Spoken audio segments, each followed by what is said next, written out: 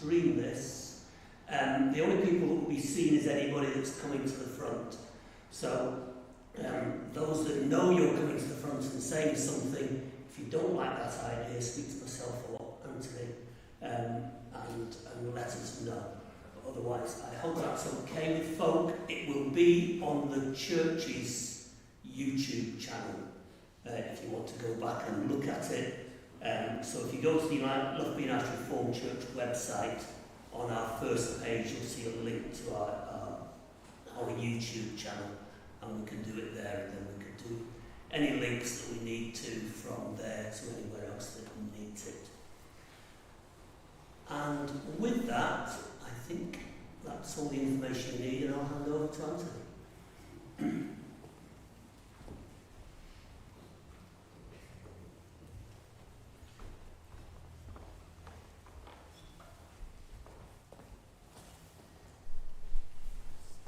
Good morning.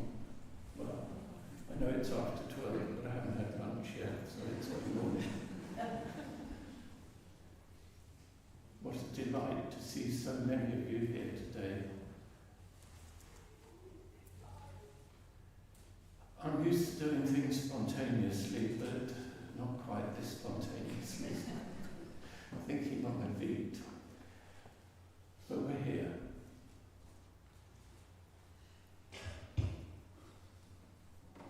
I'm going to invite our Mayor, Bradshaw, to come and read the Declaration of Commitment when Julie's ready.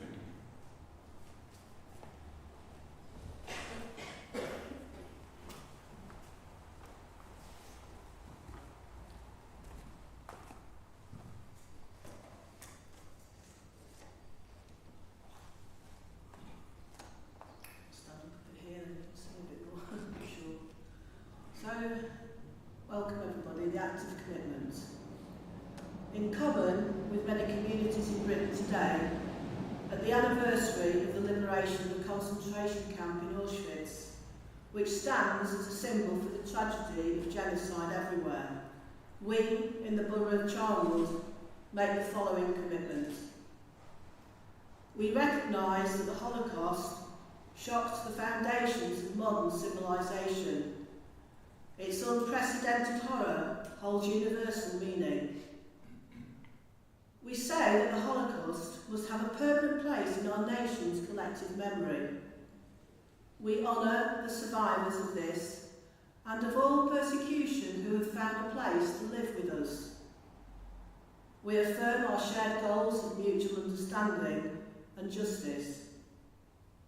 We will work to ensure that we and our children reflect upon the consequences of persecution, of the Holocaust and of all genocide.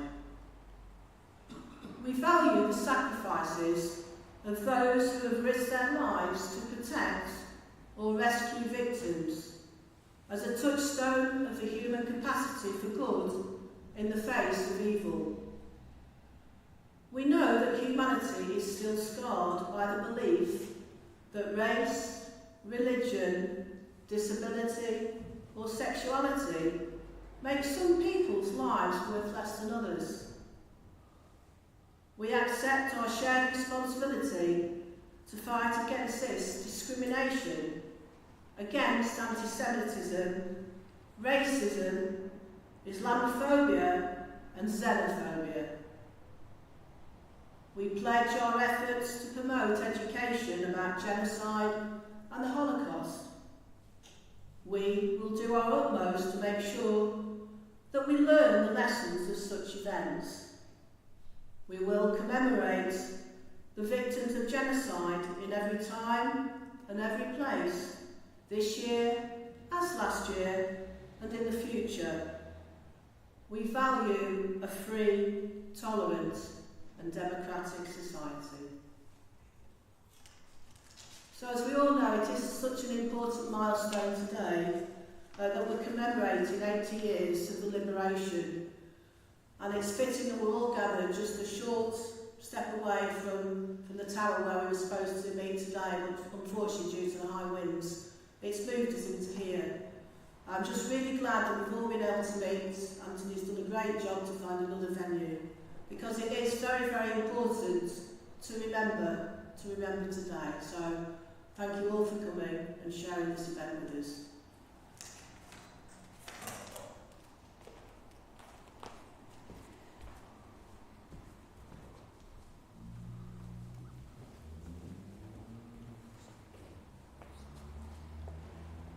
Thank you, Julie.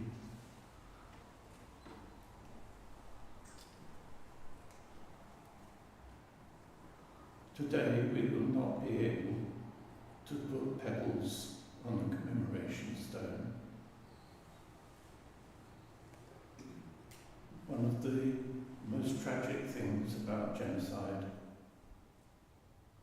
is the attempt to eliminate people, not just when they're alive, but when they're dead. The effort is made to make sure that there is no grave, no carrying of urn, no setting up of gravestone. The attempt is made that their names should be lost forever. That's one reason why we place pebbles on the stone for all the people who have died, even if we don't know who they are.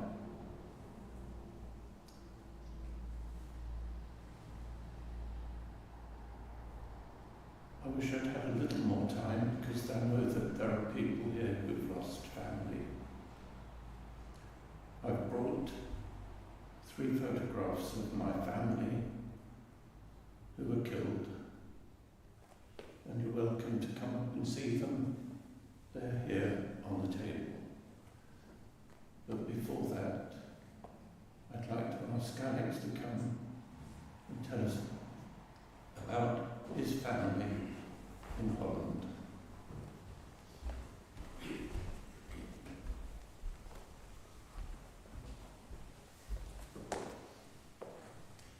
Thank you. This is quite a personal story related to my family in Holland. The Netherlands was occupied by the Germans in May 1940. Just 2 months later, in July 1940, my mother was born in Rotterdam. She was the second of 4 siblings. Her brother Tom was born before the war, while the other 2, Evert and Vita, were born during the war. By February 1941, the Germans began identifying and registering Jews. By 1942, the mass deportation was underway. Jews were ordered to move to Amsterdam, and from July that year, the trains to the extermination camps began their relentless and horrifying journey. Early in 1942, my mother, still a toddler, barely 2 years old, was placed with a family in eastern Holland. And this was what was done by many Jewish families. They were sent to foster homes. Her hair was dyed, cut short, and she was brought up as a Catholic for the next few years. This family was asked to do the unimaginable, to risk their lives to protect her, someone that they didn't really know that well. The war gave no guarantees, and there was every chance that my grandparents would not survive, leaving this family to raise her forever, and yet they said yes. In 1942, there was no end to the war in sight. Imagine making a promise that no matter what, you would keep this child safe forever. One story might help you understand the constant risk of being a Jew in Holland. My mother's youngest sister, Vita, was born in 1943. Shortly after birth, she was placed on the steps of a hospital. A nurse had been arranged to collect her, but the wrong person picked her up. A person had to risk their life to go to that person, that stranger, and ask her to put them back, so that the right person could pick her up and put her into care. And a week later from that incident, the Nazis put into law an act that any abandoned child would be presumed Jewish and killed. So a week after she was abandoned and put there. In May 1945, the war ended. By miracle, my mother and her entire family had survived. But many of their extended family did not. Cousins who had lost their parents were taken in and raised as siblings. That summer, the family, a unit of 6, but strangers to one another, moved to a farmhouse in the countryside to learn who they were, love each other, and try and heal. My mother lived until 2012, passing away of brain cancer. She was a woman of immense love, generosity and strength, but in 72 years, she never told my father or her children, "I love you." I'm not a psychiatrist, but we all believe that the early years of fear and trauma have left her terrified of attachment. Yet none of us ever doubted her love. Her actions spoke louder than words. Still, the trauma lingers on, in me and my siblings. It's a scar that runs deep. But it's not one that I'm ashamed of. I'm immensely proud to have that scar, because it holds me their attachment back to the Holocaust and their upbringing in their early years. So let me leave you with this one thought, because when I looked this up, I just couldn't believe it.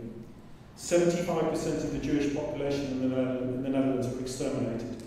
For a family of 6 to survive was a mathematical almost impossibility.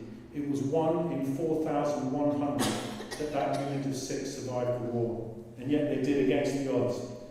The family of my family, that legacy of mine, and I stand here today as living proof that strength and hope and love and courage for those that choose to risk their lives for others does bear fruit. So, thank you for listening.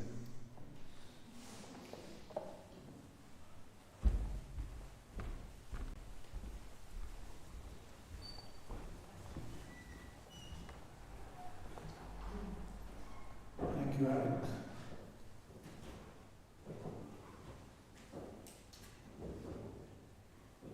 You heard in the Declaration of Commitment the phrase that we've used, which is inscribed on stone in the park. In every time and every place. Auschwitz has become notorious, not because it was the worst place, but probably because so many people actually survived it and were able to tell the story.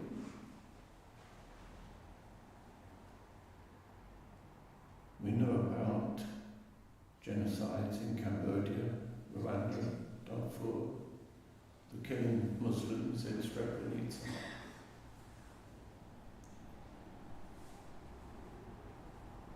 And now I have to say, I think it's happening today. I am Jewish. I'm not an Israeli. What's happening in Gaza today and on the West Bank is unacceptable.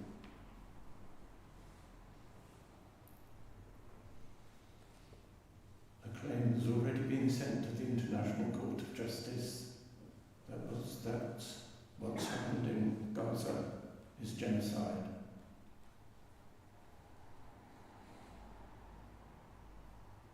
It's certainly a war crime, and it's certainly a crime against humanity.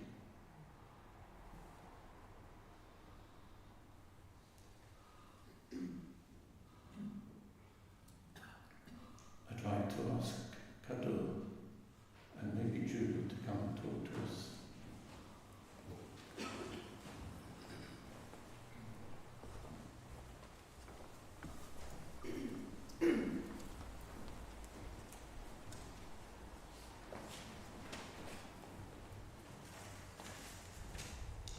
We thank Anthony for giving us this opportunity to commemorate all genocides, and especially the current genocide in Gaza, which has happened while the whole world is watching. The Holocaust Memorial Day serves as an important reminder to everyone, no matter their background or beliefs, that never again applies to all. And it is our our collective responsibility to learn from history to ensure that we do not repeat the atrocities of the past. The Holocaust should never have been allowed to happen, but unfortunately it did, because of evil people who carried out atrocities, and also because of those who knew about it and kept silent for a long time. Silence is complicity. But we ask ourselves why the genocide in Gaza has been allowed to happen while we are watching it live on our screens and on social media. Why international law, which has been developed after the Holocaust, has been ignored. I'd like to end by saying that let us hope that the ceasefire holds and leads to an everlasting peace, and let us hope that all the hostages held by both sides are released to their loved ones alive. And finally, let us hope that never again really means never again, ever again, anywhere in the world. I'd like to now ask Julie to read the poem. Thank you. Some parents in Gaza resorted to writing their children's names on their legs to help to identify them should they or the children have been killed. This is a poem written by Zaina Azam. It's called Write My Name on My Leg, Mama. Write my name on my leg, Mama. Use the black permanent marker with the ink that doesn't bleed if it gets wet, the one that doesn't melt if it's exposed to heat. Write my name on my leg, Mama. Make the lines thick and clear. Add your special flourishes so I can take comfort in seeing my mama's handwriting when I go to sleep. Write my name on my leg, Mama, and on the legs of my sisters and brothers. This way we belong together. This way we will be known as your children.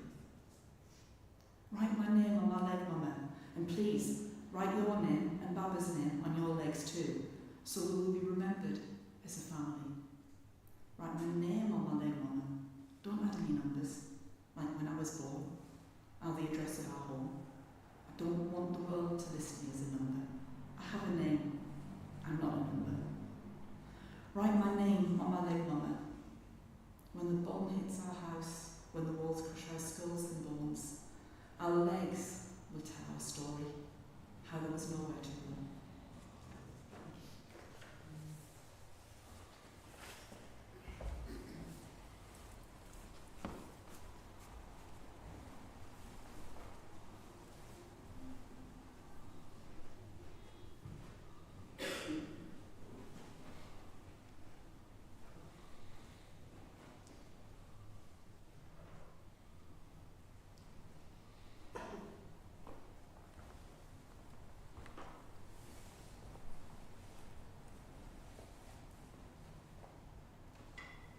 We are just people. We don't ask for much. A place to live. A place to go for our children to be educated. Freedom to travel. To have our health looked after.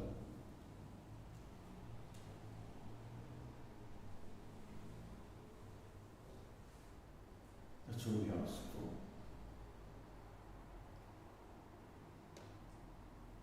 We all of us have so many identities.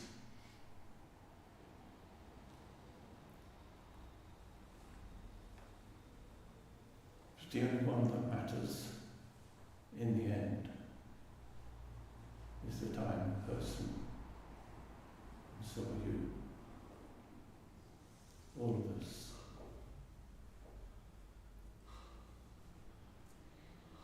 If we are to mend this world, we are not asked for great things, simply that we live our lives as best we can to make the most of it and to care for the people around us, to love our neighbours as ourselves,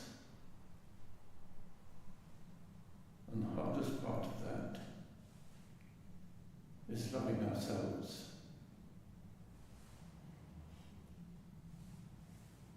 Thank you, everybody. If you would like to come and see the photographs of my grandmothers and my uncle, please come and have a look. Thank you, everybody. I don't know if there is any refreshment, maybe not, probably two, not quite enough time to organise it, so there's public on the other side of the road, John Storehouse, cafes in town,